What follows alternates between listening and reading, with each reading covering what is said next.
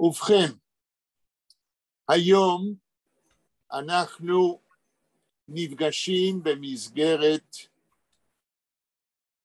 Learn Yiddish and Yiddish Literature Online מטעם מפעל דוב סדן, פגישות אינטראקטיביות שאנחנו מקיימים כבר בשנה השלישית, פעמיים בשבוע, כל יום שני ויום חמישי, ומתחילים להקליט את הפגישות האלה בשעה 6. היום זוהי הפגישה האינטראקטיבית שלנו, מספר 195. ומכיוון שכתבו לי נחמה שהיום לא תוכל להגיע בגלל התחייבויות קודמות, ווורה לא בטוחה שתגיע בזמן, כי יש לה פגישה קודמת, אני תכננתי במסגרת הכף של הפגישות והנושאים שאנחנו עוסקים בהם, שזה זיידס וניניקלח, גם הסיפור של חיים גרדה שאנחנו קוראים בו, וגם הנושא כשלעצמו, סבים ונכדים, והיחס ביניהם בימינו. במסגרת הזאת, אני מתכנן היום, אם נצליח, שנקרא מאמר שפרסמתי באקדמיה אדו לפני יום,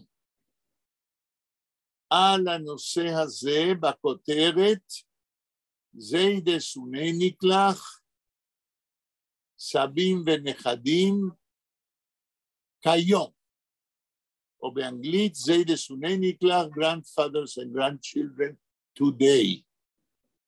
מה קורה עם הזיקה בין סבים ונכדים בעם היהודי בימינו? את המאמר הזה כתבתי אתמול באנגלית, ואם תצליחו למצוא אותו, ואני אגיד איפה, אני אציע שנקרא אותו. אלנה, את נכנסת לפעמים לאקדמיה אדו שלי? אצלי אין כתובת, אני רצה להיכנס, אבל אני חיפשתי ולא מצאתי. לא מצאת, חבל. שלמה, לך אני רציתי לקבל לינק, אני יודעת ששם יש תרגום, אני חיפשתי.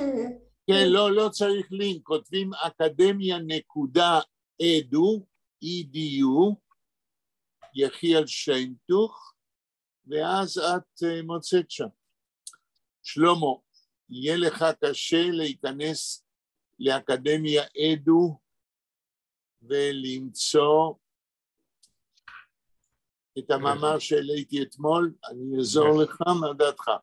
ברגע זה תכף אני אנסה. תכתוב אקדמיה.edu, שיינטוך, אני כותב SZ. רגע.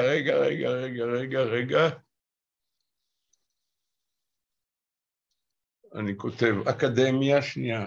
אקדמיה.edu, שיינטוך, SZ.edu, והשם שלי SZ. נקודה. לא, שום נקודה. אני לא אמרתי נקודה. אחרי אדו מה בא? אין נקודה. אחרי אקדמיה אדו לא בא נקודה? לא. הנקודה באה אחרי המילה אקדמיה, נקודה. אז רק רגע. אקדמיה, נקודה, ועכשיו אדו, EDU, ושיינטוך, SZ. אבל לפני ה-S לא תבוא נקודה? ודאי שלא, אני אמרתי שתבוא נקודה. לא, אוקיי. S, Z. E-I-N. כן. T-U, שיינטוך, T-U-C-H. T-U-C-H. אוקיי. האם נכנסת? טוב, נראה. לא, זה לא נותן לי כלום. או שטעיתי בהקלדה, או שנתת לי כתובת לא נכונה. אני נתתי לך כתובת נכונה. רגע. Showing result, the image of the witch and feminist אקדמיה עדו, שיינתוך, כן, כתבתי נכון. Showing result for אקדמיה עדו לא. שיין, רק רגע אחד.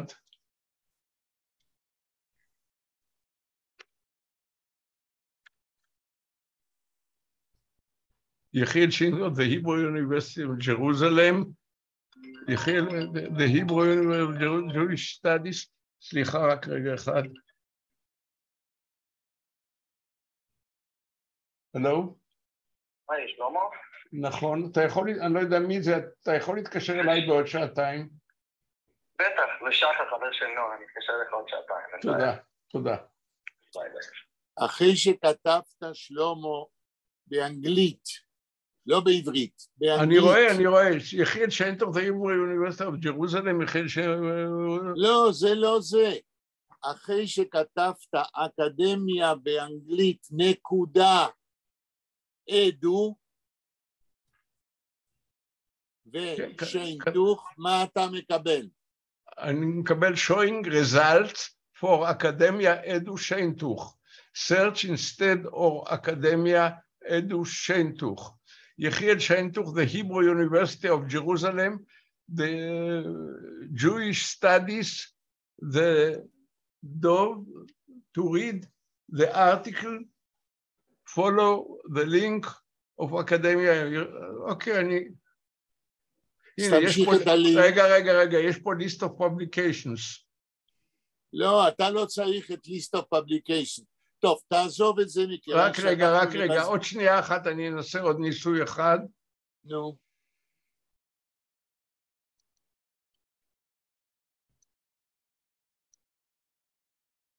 לא. האם יש עוד מישהו שרוצה להיכנס לפגישה שלנו, שלמה? לא. רק אתה ואלנה? רק אני ואלנה. אז תעשה לי טובה, אנחנו לא נבזבז את כל הזמן בחיפושים. לא, אני קיבלתי פה רשימה של מאמרים שלך, על סלמנדרה ועל כל מיני... אתה לא צריך את זה, לכן אני אומר שזה לא יעזור ויבזבז לנו את הזמן. נתחיל בהקלטה, נתחיל את הפגישה ותן לי לדבר. בסדר, תעזוב את כל החיפושים. אוקיי. טוב, אז אנחנו מתחילים עכשיו באיחור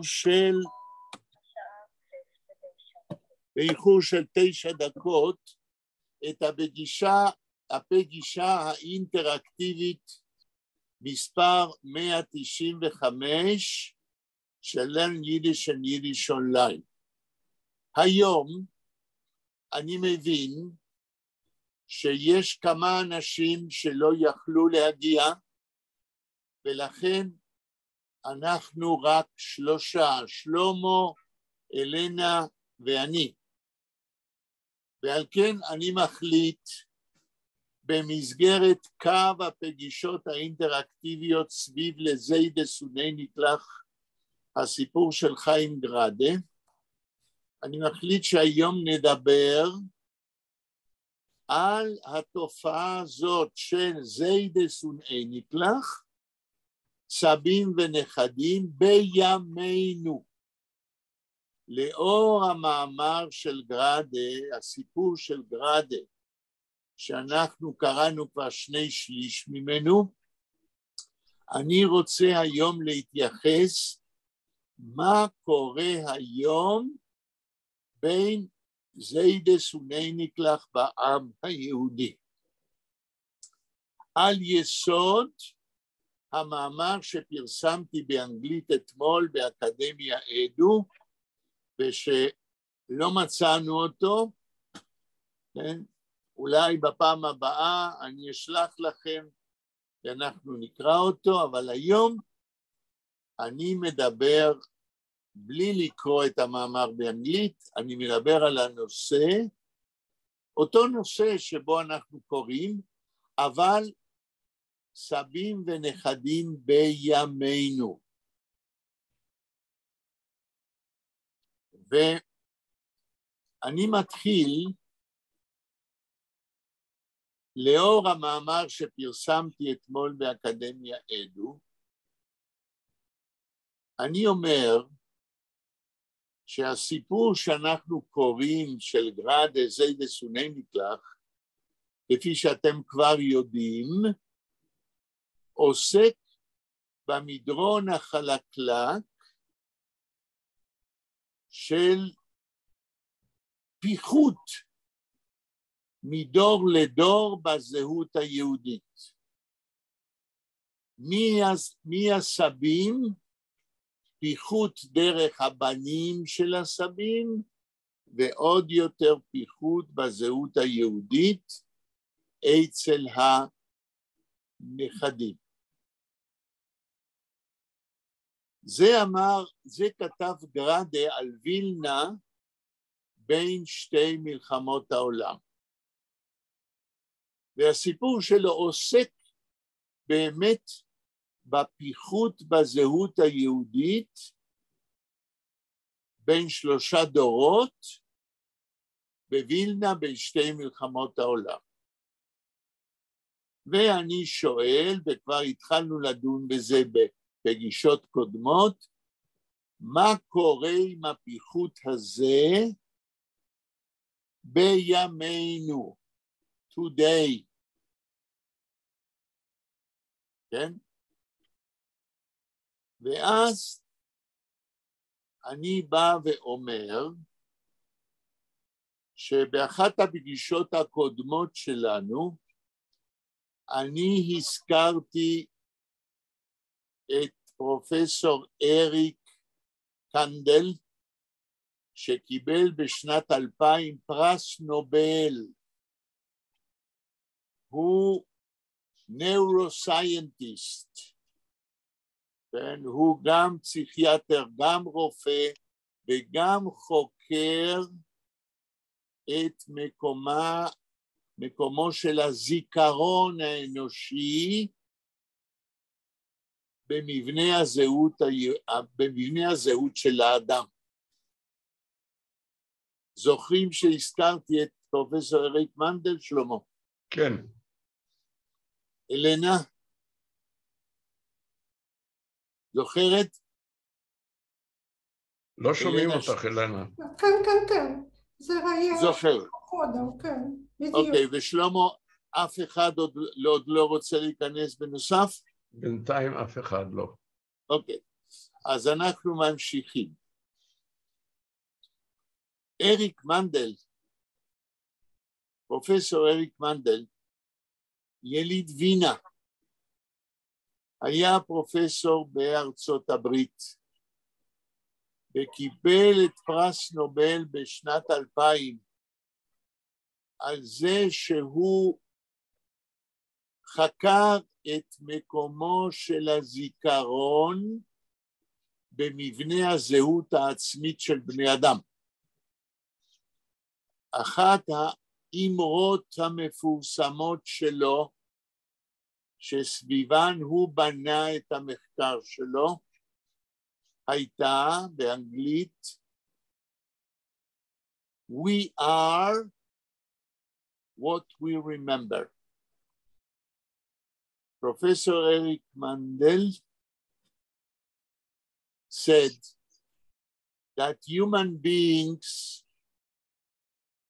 their identity is based on what they remember. הזהות של בני אדם בכלל ושל יהודים ודאי בנויה על סמך מה שהם זוכרים. ואז אני בא ואומר, כאשר אדם שקיבל פרס נובל בשנת 2000 טוען שהזיכרון, מה שבני אדם זוכרים, הוא אלמנט מבני חשוב בזהות שלהם, אני בא ושואל, איך בן אדם זוכר? אני אומר, אם אדם לא למד שום דבר, איך הוא יזכור? ולכן, מה שפרופסור אריק מנדל אומר, מתאים לתרבות היהודית, מכיוון שבתרבות היהודית, החל מהמאה הראשונה לפני ישו, לפני הספירה, קבעו בעם היהודי של בן, ילד או בת, לא רק צריך ללמוד מהאבות שלהם, אלא תלמיד חכם ששמו היה שמעון בן שטח, במאה הראשונה לפני הספירה, קבע שילדים יהודים צריכים ללכת, הוא תיקן תקנה, הם צריכים ללכת ללמוד בבית ספר, לא מספיק מה שאבא או מה שהילד לומד בבית, ילד צריך לקבל חינוך יהודי במוסד שנקרא בית ספר. ומאז בעם היהודי החובה ללמד ילדים תורה כל ימי חייהם עד יום מותו של האדם היהודי הוא אלמנט קונסטיטוטיבי חשוב במבנה הזהות היהודית של האדם היהודי. אדם שלמד מילדות ודאי זוכר משהו. ואומר אריק מנדל, פרופסור קנדל, שמה שאתה זוכר הוא אשר בונה את הזהות העצמית שלך.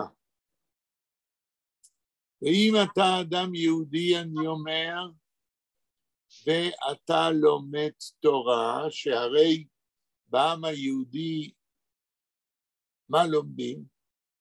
לומדים את מקור הסמכות של הזהות היהודית, שזוהי התורה. ואם אתה לומד תורה, מה שאתה זוכר, אם אתה זוכר, אתה זוכר את מה שבן תורה צריך לזכור, אם הוא למד. מה אתם אומרים על זה, אלנה? אלנה? אני שומעת.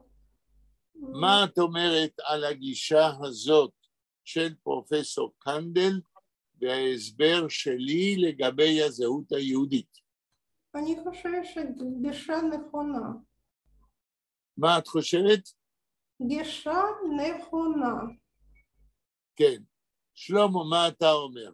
אני כבר אמרתי בשיעור הקודם שבלי זיכרון... סליחה, הלו? הלו? כן, סליחה. אני כבר אמרתי בשיעור הקודם שבלי זיכרון אתה לא קיים,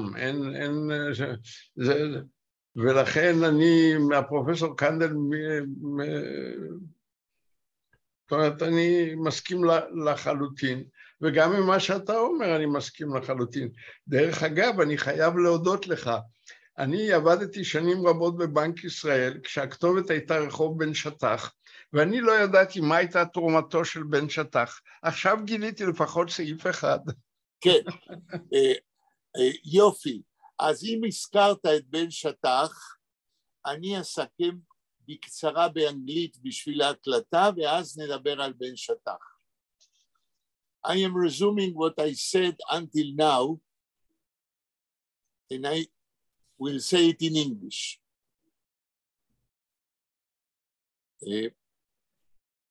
Professor Eric Kandel received his Prize Nobel in the year 2000. He's a neuroscientist. He's also a doctor and he's also a psychiatrist. He was born in Vienna, but he lives in the United States in New York. And we are now speaking about his apport to Jewish identity during the centuries in Jewish history. Professor Eric Kandel received his Nobel Prize because he was a neuroscientist who claimed that memory is a very important element building the identity of a person. And he used to say, we are what we remembered, what we remember. And I say that his approach to memory and to personal identity suits very well what the Jewish people says about Jewish identity. One of the sages in the history of the Jewish people from the 1st century before Christ was Shimon ben Shattach. And about him, we find in the Talmud Yerushalmi and in the Talmud Bavli that he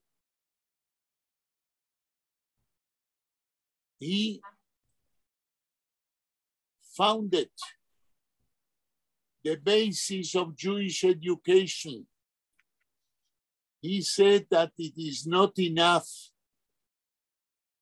that a Jewish kid should learn at home from his father.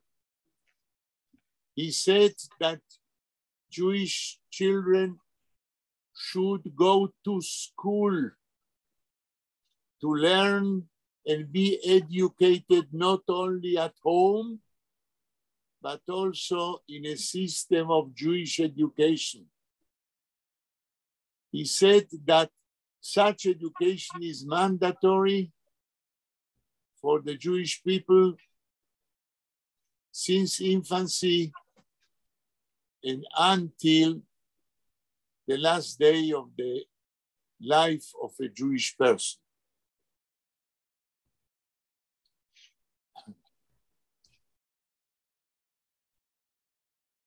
ובכן, אני חוזר ואומר בעברית, בתולדות החינוך היהודי ובתולדות מבנה הזהות של העם היהודי, לימוד תורה, כמו שגראדה מספר בזיידס וניניקלח, לימוד תורה וזיכרון של מה שיהודי לומד מילדות בתורה,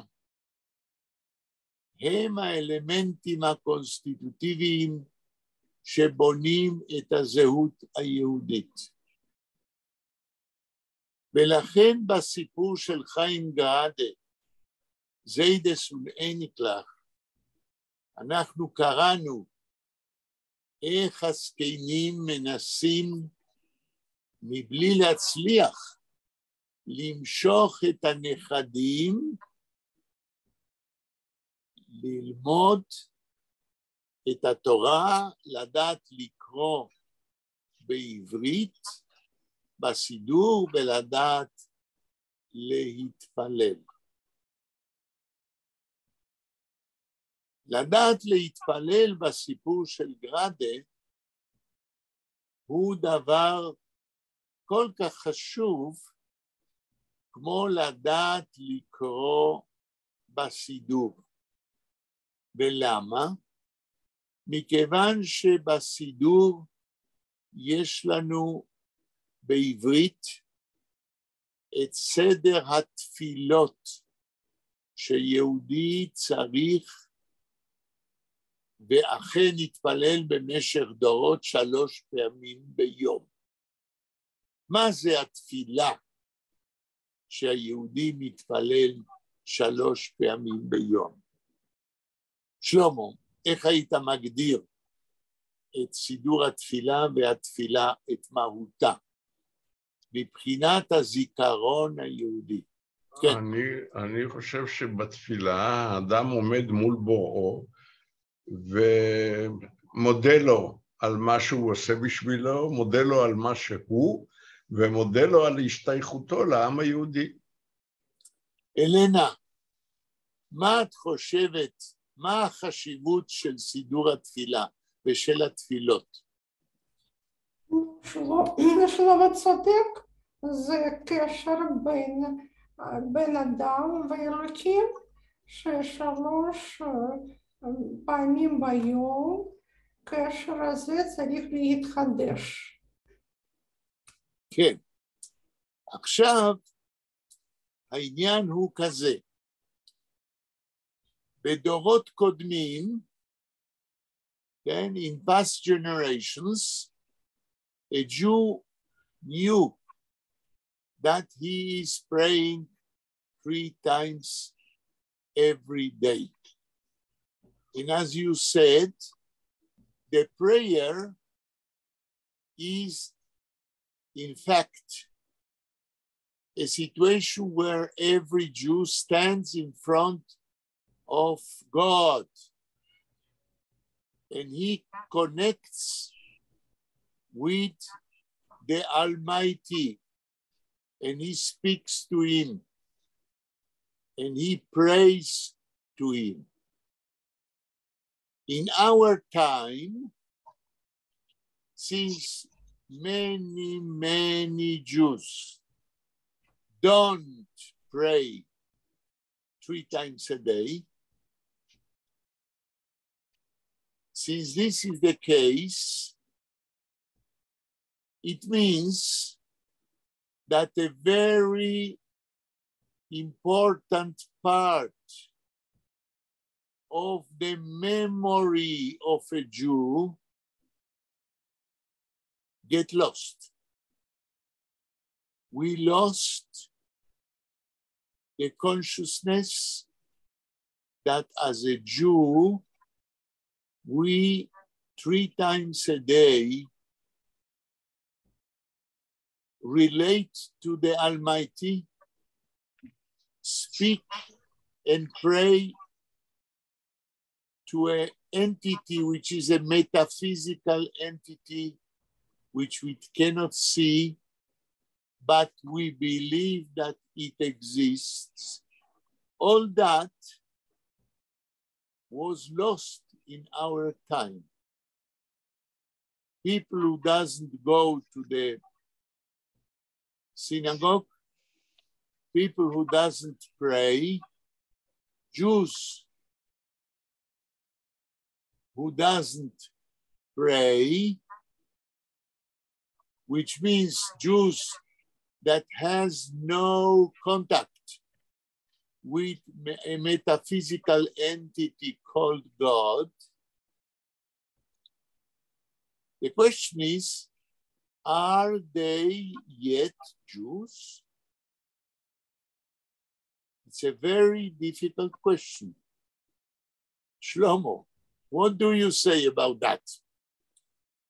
Oh, this is a very elusive question. A very what? Elusive. What do you mean elusive? E-L-U-S-I-V-E. מה זה? חמקמקה. כן. A very sleepy question. Yes. Why? And the question about who is a Jew, as you may know, was in the Knesset on the table, and it's not a simple question. Yeah, but what is your opinion? I am interested in your opinion. Not praying, and I'm not going to synagogue. Only in Kol Nidre you can find me in the synagogue, but otherwise I am at home. But still, I think that I'm a Jew, and not only a Jew, I'm a good Jew. Yeah. I feel relationship, I feel connected to this entity called Judaism. And I'm not speaking that I'm keeping and I'm preserving all not all, but part of the, how do we say it, Kasim, the ceremonies. The ceremonies like Kiddush, I'm doing every Friday Kiddush, and my wife is lighting the candles. But I feel, I will say it like this, when I hear that a synagogue was burned in South America, it's caught my mind more than if you say me that a church was fired in South America. Yeah. Because I feel a sort of relationship with those people in this synagogue in South America that I never met them before, and I don't know who are they. This is my connection to the Judaism. Okay, Shlomo, what you are saying, I am reacting to what you are saying, and I agree with everything you say. What you are saying is, in fact, that you, as a Jew, feel that you have to define again and anew your Jewish identity, and that you think that there is no difference between your belief as a Jew and the belief of other generations, former generations, but please try to define anew your Jewish identity in our modern times. As I understood, you don't take out from your identity the metaphysical entity which is called God, because when you make Kiddush in other ceremonies, God exists there. No. I'm a pure atheist. Okay. And in saying it, I'm still saying that I am Jew by my belonging and my belief. There is no place for God in my conscience, in my personality. I'm completely secular, and I'm keeping some ceremonies because I'm part of this entity that is called Judaism. For instance, you can ask me, why are you going to the synagogue at Kol Nidre? Yeah. And I will answer you that as far as I know, Kol Nidre became a very peculiar prayer in the time of the Spanish Inquisition, in which all those people who were converted, who were compelled to convert themselves, and they make promises that they are from this time Christian, they came to the synagogue, and in the synagogue there was a court. And in Kol Nidrei, you can see the court on the stage of the synagogue, and the court say, all your promises are canceled, and you can come to our synagogue and pray. So this became a very, very Jewish prayer. And this is the reason that in Yom Kippur, in Kol Nidrei, you can find that all the streets and all the roads are empty because people are in the synagogue. And I myself also is part of this, this experience. Okay, you mentioned in what you explained now, you mentioned that in the moment you cancel all the promises in order to survive, in the moment you cancel it, you can go to a synagogue and pray, you said.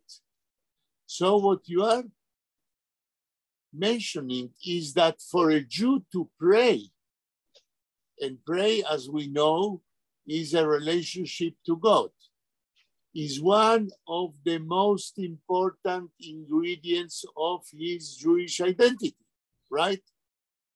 Yes, but I'm not coming to the synagogue to pray.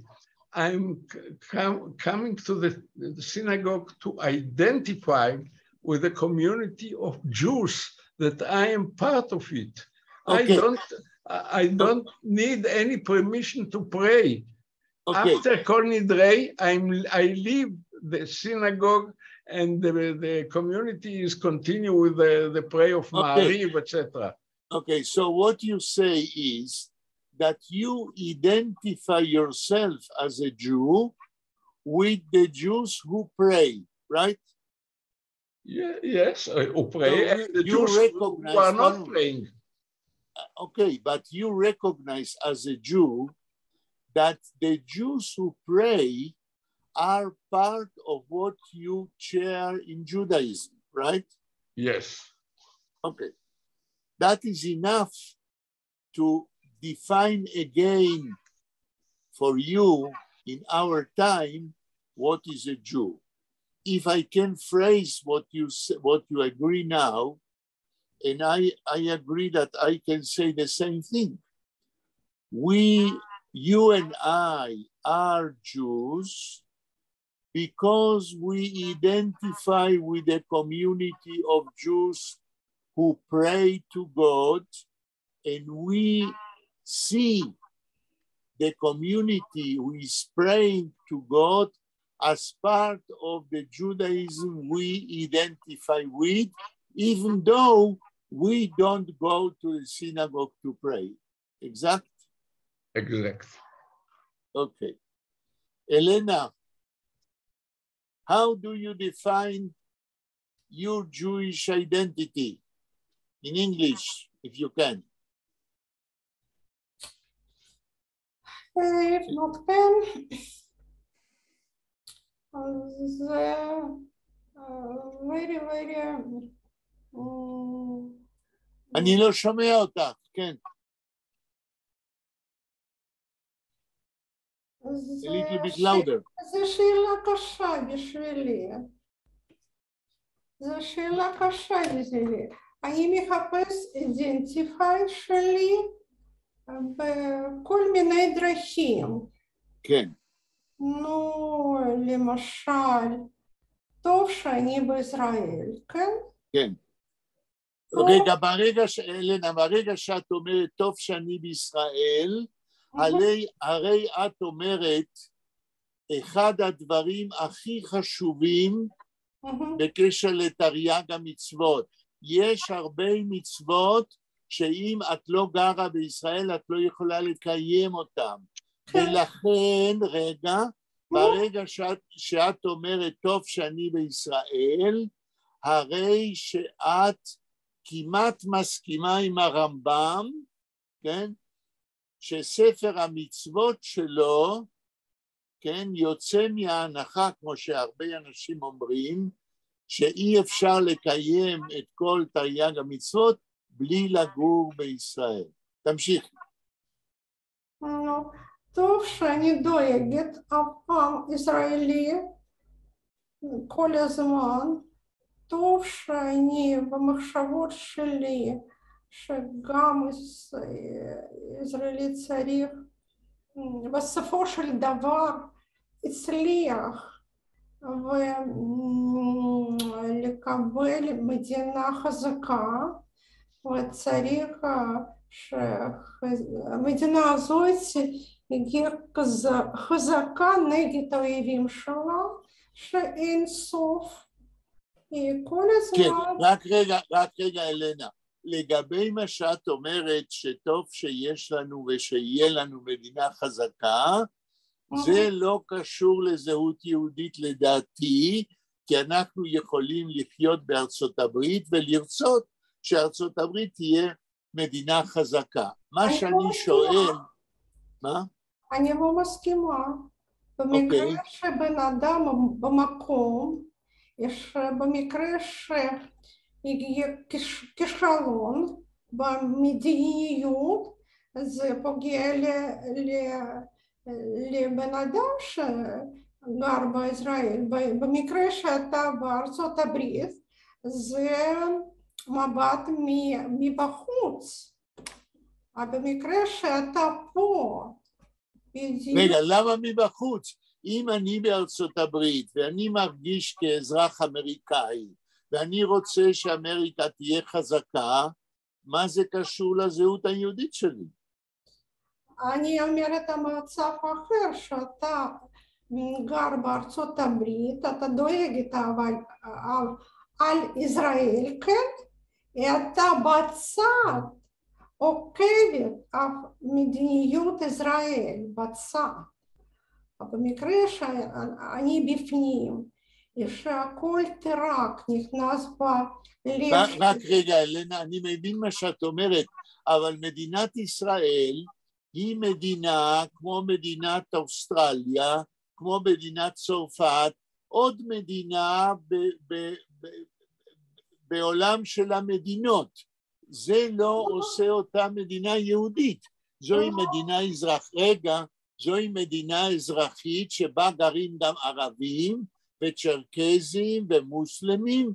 זה לא קשור, זה שזה מדינת ישראל, זה לא אומר שזו מדינה יהודית. זו מדינה אזרחית. לא. מדינה הזאת צריכה להגן יהודים. בצערנו יש בפנים ערבים, בצערנו. למה לצערנו? אנחנו גרים במדינה, כן? במדינה שבה יש אזרחים ערבים ויש אזרחים יהודים, וזה הגורל שלנו לחיות בין הערבים והיהודים לעתיד עד לתמיד, ואי אפשר להגיד לצערנו, זוהי המדינה, ככה בנויה מדינת ישראל. לא, מדינה בנייה ככה, במקרה שמנהיגים שלנו עשו טעויות במשך עשרות שנים ליחס ערבים.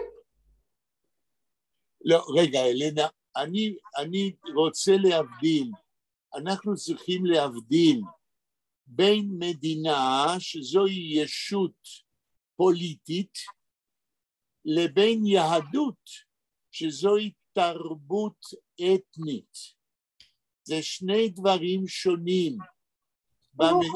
בישות המדינית הפוליטית, כמו שבארצות הברית יש גרמנים ויש פולנים, כן, ויש כל מיני עמים שגרים במסגרת המדינית, ככה במסגרת הפוליטית שנקראת מדינת ישראל, גרים נוצרים ויהודים ומוסלמים, אין לזה שום קשר לזהות יהודית, יש לזה קשר לזהות פוליטית.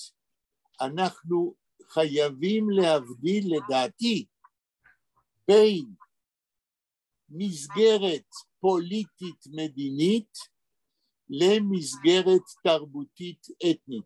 מה אתה אומר, שלמה?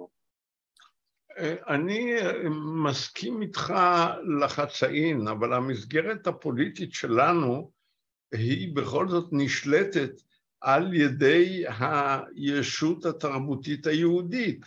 לכן יש ליהודים חוק השבות, ולכן יש חוקים, אפילו כמו חוק החמץ, אתה יכול להזדעזע ממנו, אבל יש כל מיני חוקים שהם יהודיים בתוך קודקס החוקים היהודי.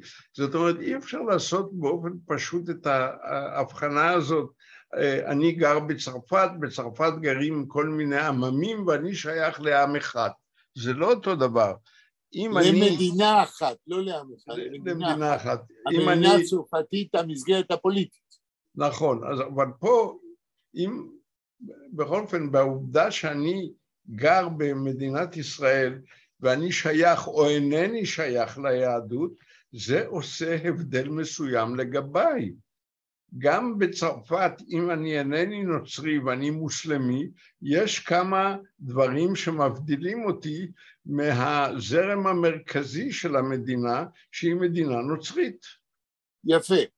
אז אני בהחלט מסכים למה שאתה אומר, אבל המסקנה של מה שאתה אומר היא שזה שמדינת ישראל יש בה שלטון יהודי ברובו, זה לא אומר שמדינת ישראל צריכה להפלות כל אלה שאינם יהודים, ומדינת ישראל מפלה אלה שאינם יהודים.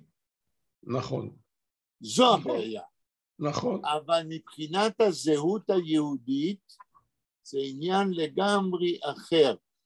כמסגרת מדינית פוליטית, צריך שכאן יגורו כל המיעוטים עם אותם זכויות כחברים במסגרת הפוליטית המדינית.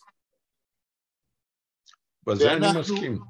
ואני כנראה מבלבל, אנחנו במדינת ישראל, כל הוויכוחים הפוליטיים מבלבלים יותר מדי בין מסגרת פוליטית מדינית, כמו כל מדינה אחרת, לבין זהות אתנית, תרבותית, יהודית, שהיא לא צריכה להשפיע על אפליה של מיעוטים אחרים.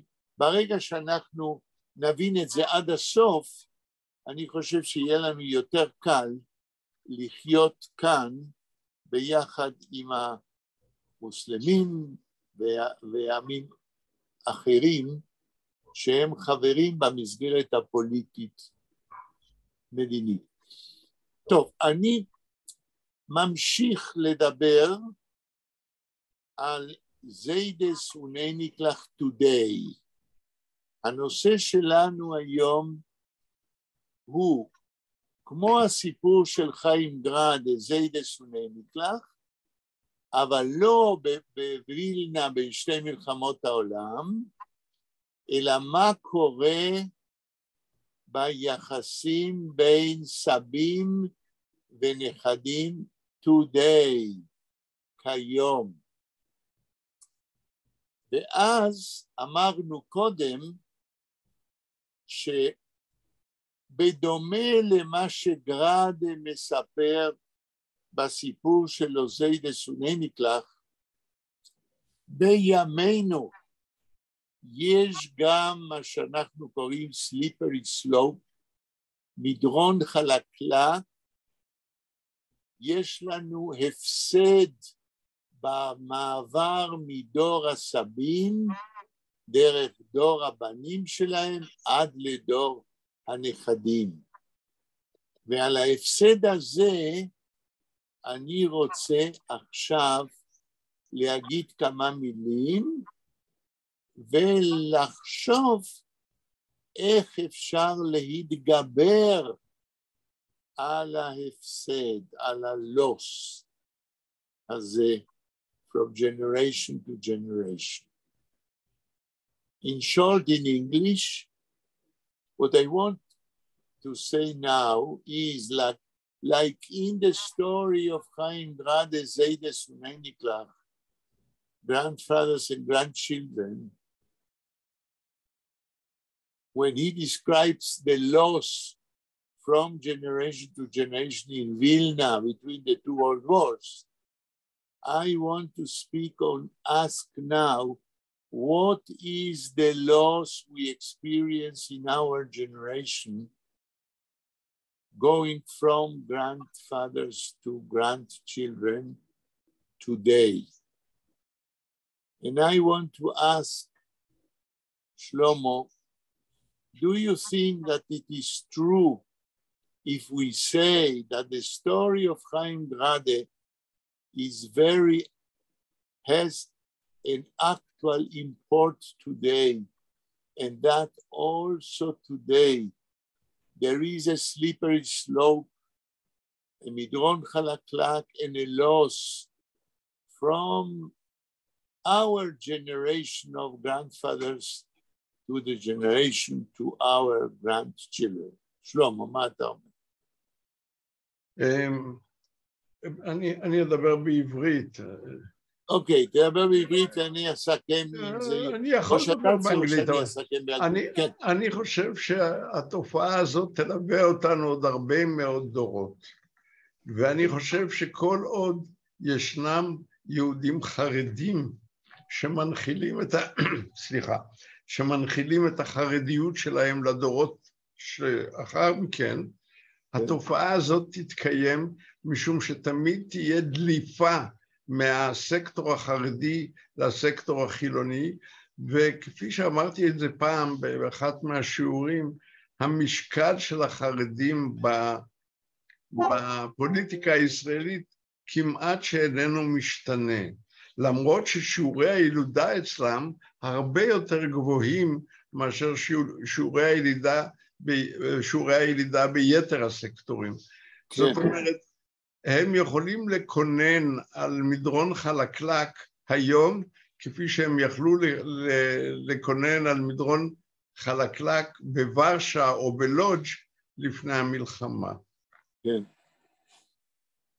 זה מה שאני חושב, וזה, אני שייך זאת אומרת, אני מייצג משהו בתוך המדרון הזה, האם אני נמצא באמצע המדרון או בשאול תחתיות, אינני יודע בדיוק, אבל זאת תופעה שאנחנו חיים איתה כבר דורות, זה לא התחיל היום.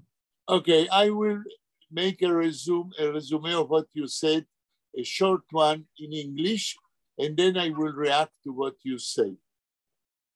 You say that the phenomenon which I call a slippery slope, and in Hebrew, midron chalaklak, which means a loss of Jewish identity from generation to generation, even today. Shlomo, you say this is a phenomenon and a process which is occurring during generations and will exist in generations to come. You say that the slippery slope, a phenomenon of a loss of Jewish identity, will happen, has happened, and will happen always. And you are right, but I say, if we, the Jews of today, are conscious about such a loss, there is no doubt that we have to seek how to amend the loss. Because if we let the loss to go farther and farther without doing anything as grandfathers, the end of it will be a total loss of Jewish identity and the disappearance of the Jewish people. Because of that, from what you said, Shlomo, there is an urgent need, as I said before, to define again and again what is our Jewish identity today as grandfathers and what should we pass to our grandchildren. This is the conclusion which I conclude while reading Chaim Grade and while hearing what you say. Now I want to ask if what I said is true. Elena, you have grandchildren? לא, לא. לא הבנתי. אצלו אין נכדים. אין נכדים, אין קרובים. אבל יש נכדים במשפחה שלך, נכון? לא, רחוק ממני. היה אצלי אח, אצלו יש בן, ואצל בן הזה יש נכדים, שלושה ילדים.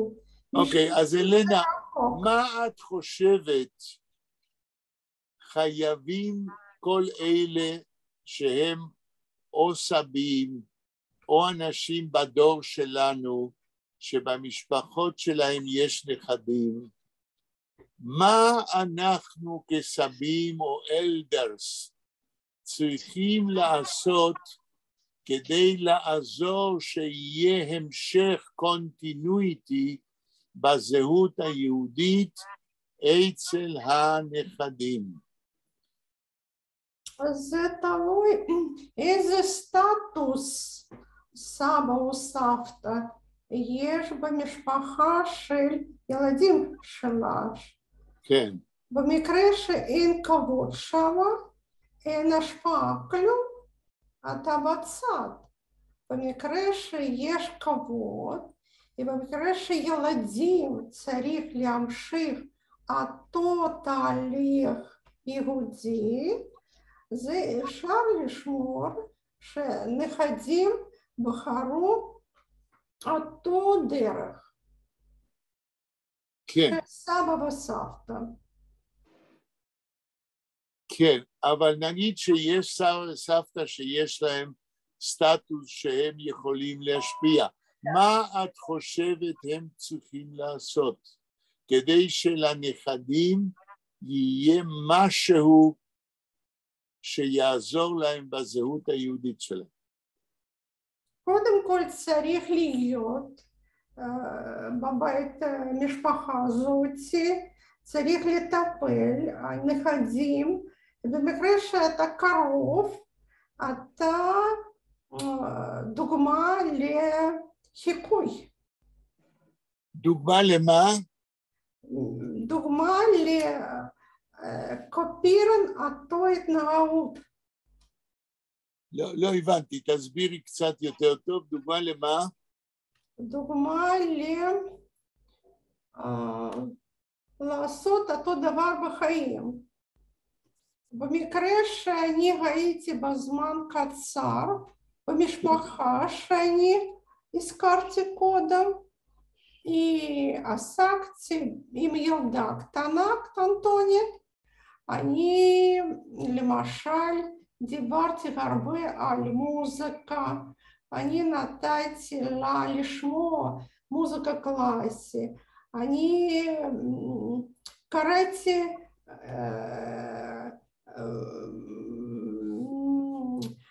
קראתי ספרים, וזה נכנס בראש ילדה הזאתי מחשבות שלי, באמצעות סיפורים, באמצעות מוזיקה, באמצעות אינטרסים שלי. יש השפעה במקרה שילד קטן, במקרה שאתה איבד ילד קטן, הוא הלך בבית ספר, זה השפעה יותר קטנה, ואתה לא יכול להשפיע. כן, כי את הזכרת בעיקר מוזיקה. אני רק שואל, במה מוזיקה תורם לזהות היהודית? מוזיקה יכול לתרום לזהות אומנותית. כן, התפתחות אומנותי, אבל במקרה שבבית לא עושים זה, בהרבה משפחות יהודיות, זה אופק מאוד קצר, מאוד צר, אופק. זה חינוך שפה מקבלים ילדים מאוד צר, מאוד צר. כן. אני חושבת ככה. אוקיי, שלמה, מה לדעתך אתה כסבא או סבים בימינו יכולים לעשות, אם הם יכולים, כדי לתרום למבנה הזהות היהודית, לא סתם זהות אומנותית או אישית, אלא מה אפשר לתרום אנחנו כסבים לזהות היהודית של הנכדים שלנו? שלום. אני חושב שמעט מאוד. כן, תסביר. אני אגיד לך, תראה, אני שלחתי את ילדיי לבית הספר המסורתי בגבעה הצרפתית, אתה בוודאי מכיר אותו. כן. לא יצא מזה כלום. כן. הם בסופו של דבר גמרו בית ספר חילוני ברנה קסן בירושלים. הם כמו הילדים שלי, כמו הילדים שלי, כן. כולם שירתו בצבא, כולם מגדירים את עצמם כיהודים, אבל למשל האחיינים שלי, חלקם נסעו לארצות הברית, בנו שם בתים, השתקעו שם, הבת שלהם עכשיו חוזרת לישראל, ובשנה הבאה היא תלמד פה באיזה, לא תגלית, אבל איזשהו מוסד כזה שמקרב בין יהודים לערבים, או אינני יודע מה, היא מדברת עברית, אבל זה לא, זאת אומרת, אני לא יודע מה אני עוד יכול לעשות חוץ מאשר להיות אני. אתה מבין, אני מתנהג בצורה מסוימת, הם רואים איך אני מתנהג, הם כולם מדברים כמו פטריוטים כאשר יש פיגוע או משהו כזה, ואני רואה שהם בכל זאת מזדהים. אני לא יודע אם הם מזדהים עם המדינה או עם העם היהודי, אבל זה גם לא כל כך חשוב לי. כן.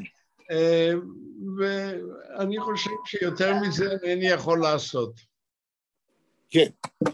אז בתשובה שלך, שלמה, בתשובה שלך, and I'll say it in English, when I ask you and Elena, what can we do as grown-ups and as a part of the grandfather generation to apport to the Jewish identity of grandchildren in our families?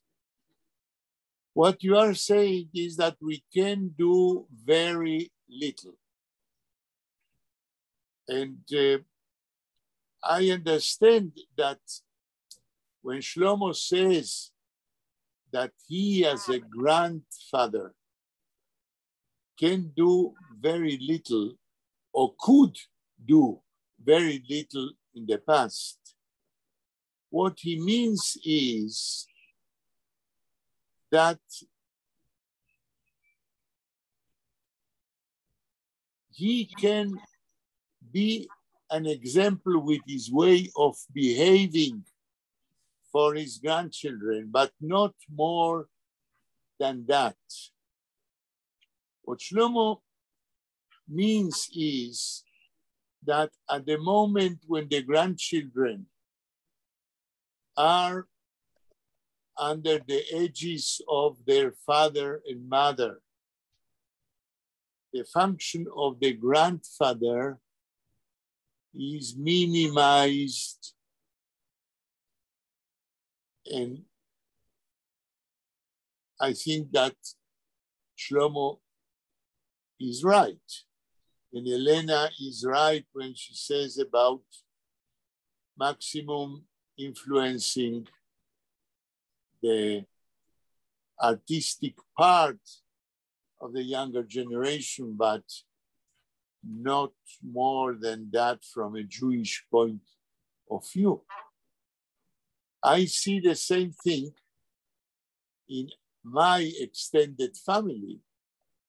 The grandfathers in my family, all they can do and all they know what to do with the grandchildren is to help them to know the arts, is to help them to know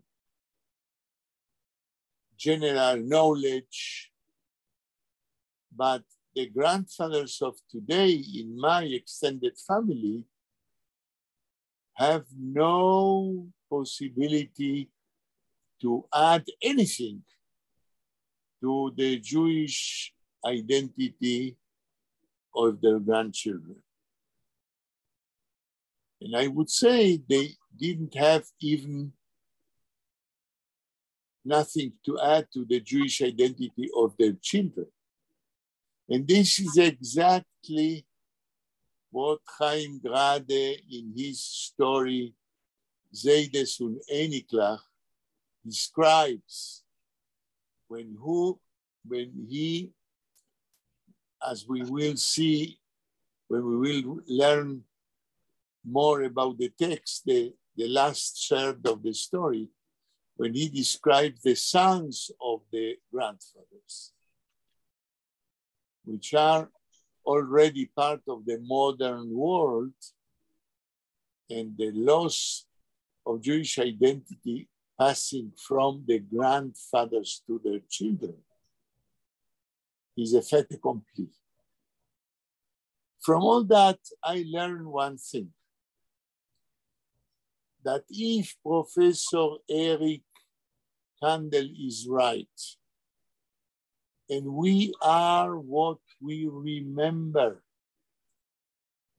I say, without a strong Jewish education, our grandchildren and our children will not have what to remember from the point of view of Jewish identity.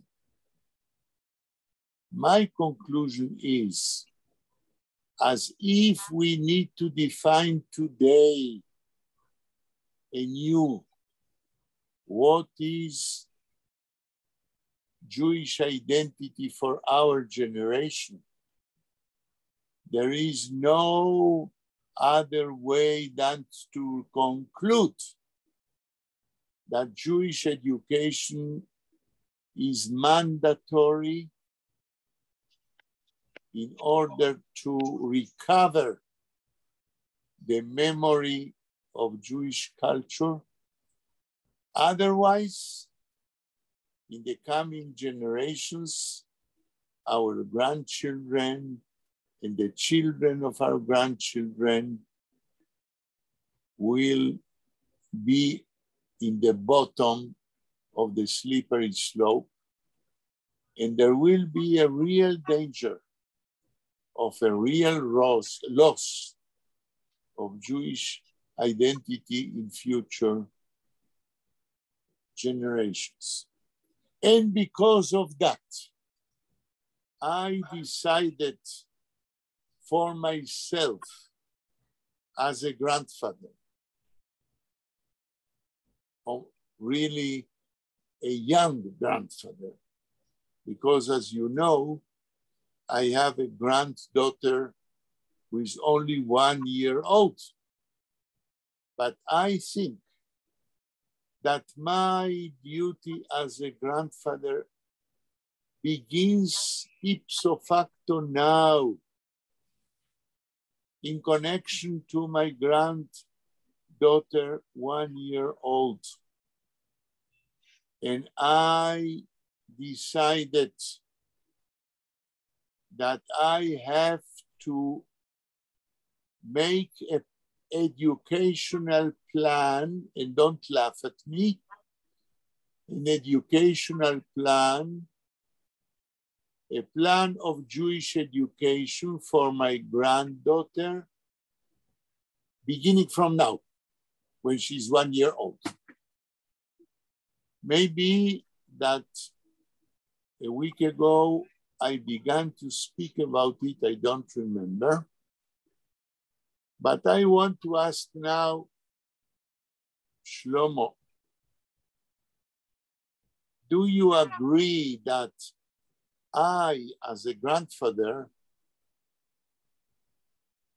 have the duty to plan and to think how, as a grandfather, I can add to the Jewish education of my 1 year granddaughter?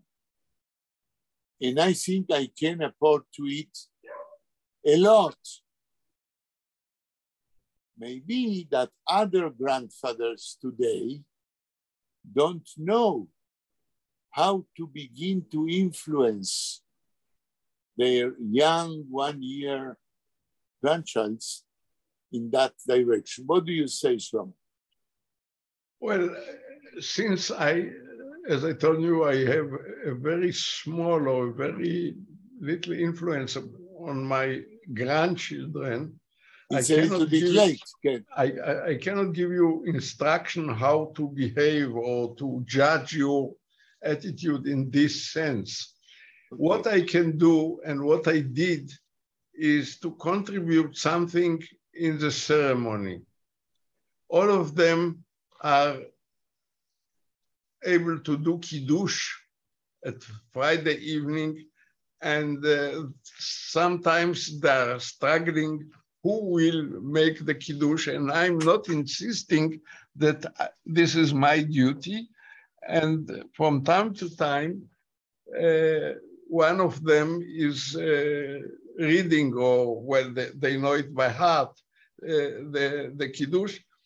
And here I correct the reading, you know, in a pincet, in a very thin instrument. For instance, yes. When they say, Ki bo shavat mikol melachto, I said, no, this is a mistake, because after he'ebi, Imahot HaKriya, Aleph, Hei, Vav, Yud. There is no dagesh, there is no, so you should read it Kivo Shabbat. Right. But this is, well, you can laugh of this contribution. It's not nonsense. At all. That is very, Shlomo, every correction in the spirit of Jewish culture is not a small thing. It's a very big, good thing you are doing. Okay. And sometimes I'm telling stories, you know, under my bed, there is a book, 2 books of Martin Buber, Ora Ganuz.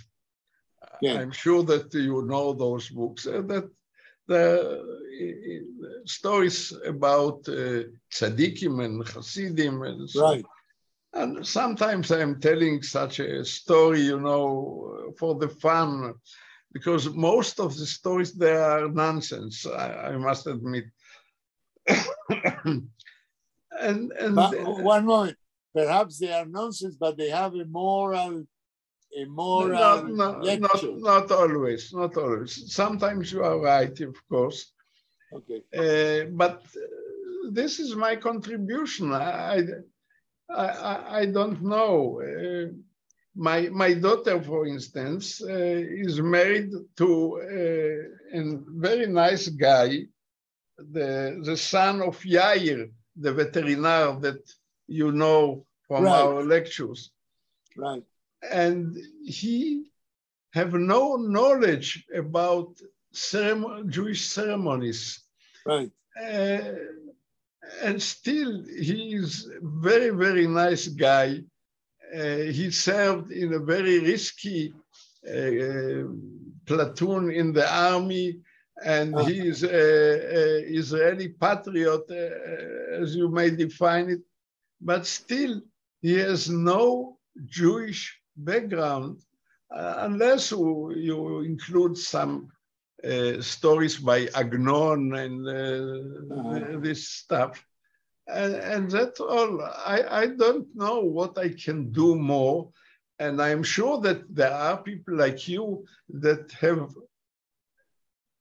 are more loaded, if I can define it like this, to deliver things that I'm not able. Okay, Shlomo, you are doing very much. Don't say that you are doing very little. I think you are doing very much. And I want now to react to all what you said. I want to know how much time we have. Okay. 10 minutes. Okay, we have enough time to react to what you said, to all what you said, because you said a lot of things about what you are doing in your family as a good example of what is Jewish identity. By the way, let me stop you. I must say something more. One of my children, my first son, yes, has graduated Netiv Meir. Yes. Netiv He Meir learned is there? In Jerusalem. He learned in Netiv Meir? He graduated Netiv Meir. Oh, okay. And he is religious. Okay. Very good. And his wife is religious too. But all the others, and I have 4 children, are in excellent connection and they love each other. But all the others are not religious. This is very important. How do they look at your religious son? It's not a way of looking, but for instance, when we celebrate birthday, he lives in Jerusalem. Yes. So they are making the birthday parties so that he can come and be back. Usually it's in Friday, because in Friday all of them are not working. Yeah. They are making the ceremonies so that he will be able to return to his home before Shabbat. Right. And they visit each other, and the only home that is keeping kasher is my home. All the other is not keeping kashrut. Yeah. Okay.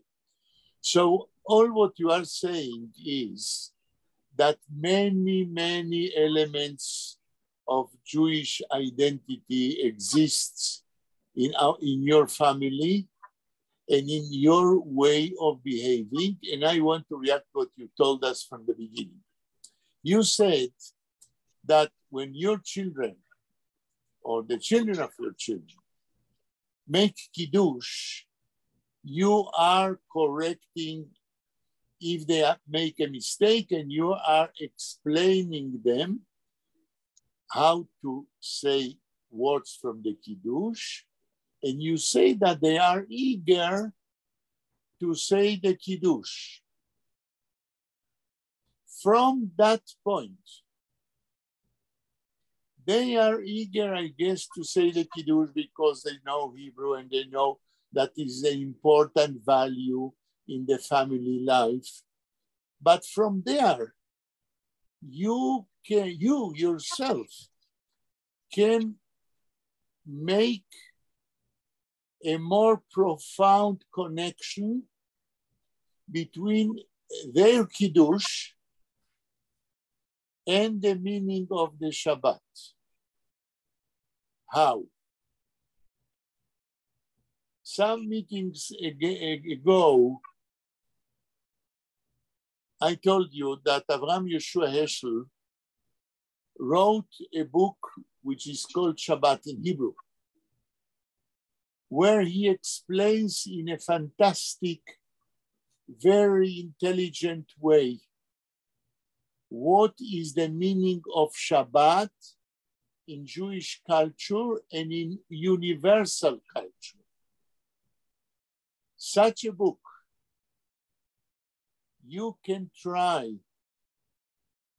to read not the whole book for them, but a chapter, and profundize, make more profound the meaning of the Kiddush they are saying so eagerly, in order they should understand more what they are saying when they are saying the Kiddush. Because what is the Kiddush, as I understand, and as Avraham Yeshua Heschel writes, this is a way to make Kiddush, to explain at a certain moment of time when the Shabbat ends, what is the difference between all the 6 days of the week and the sacredness of the Shabbat in itself.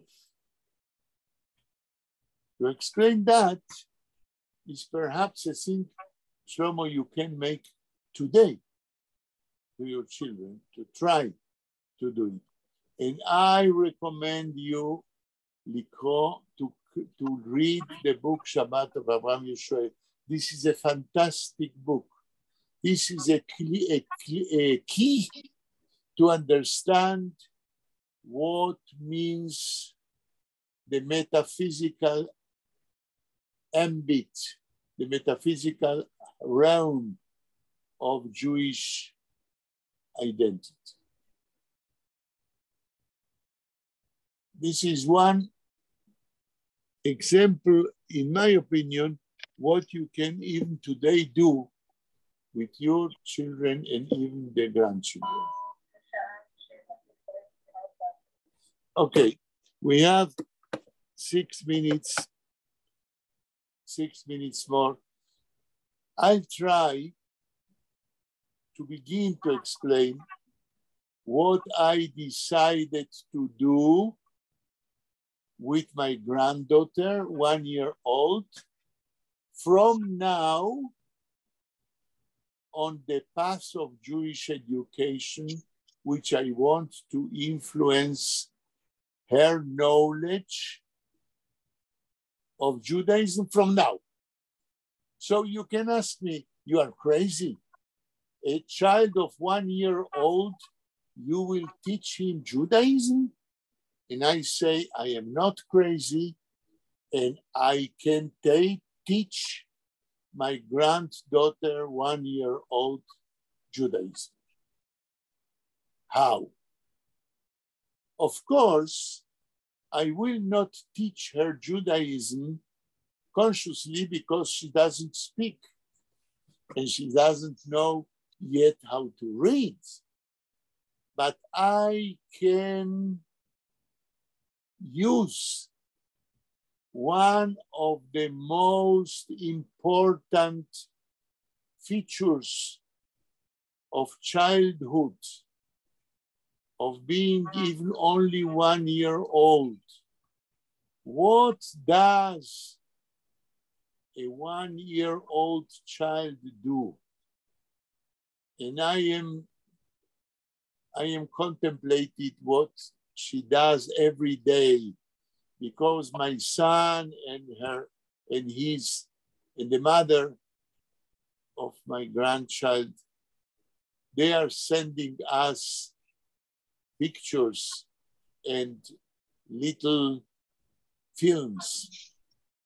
So I can hear what she says, how she reacts, almost every day. And I see day after day what are the changes in a toddler of 1 year old. And I see that one of the most important features of her development is that she loves to play with anything. So I decided that I will teach my grandchild 1 year old Judaism through play. You can ask, how can you do that? I will tell you. One of the beloved plays of my granddaughter is, you know, a child of 1 year old receives books which he can take in the mouth. And in the books, there are different pages for little children. And in any page, there is a picture, let's say, of a dog. So we show her a dog and we say, here is a dog. And my grandchild knows already that when we show her the picture of a dog, she begins to bark. So she immediately, while playing, associates oh with the picture of a dog. If we show her a picture of a cat, we say, here is a cat, and she is able immediately to do some noise like meow. She is able, being 1 year old, to associate a picture with what a cat does. When I saw that the last weeks, I said, why, if every father and every grandfather shows a little child, a toddler, 1 year old, pictures for animals, what will happen if we make an experiment? And here begins my teaching of Judaism for my little granddaughter. What will happen if we use the eagerness of such a little child to play? And what is one of the beloved plays of a toddler of 1 year old? One more beloved play, to take out and to put in things in boxes.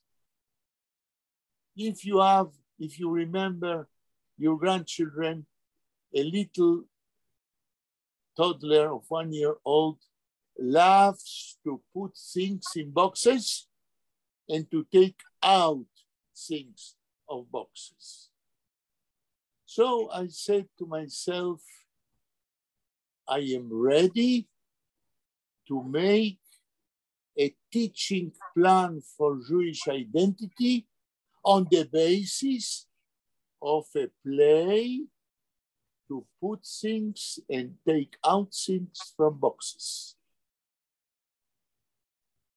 The whole thing is, what should we put in the box? סליחה, פרופסור, אנחנו כבר ב-33.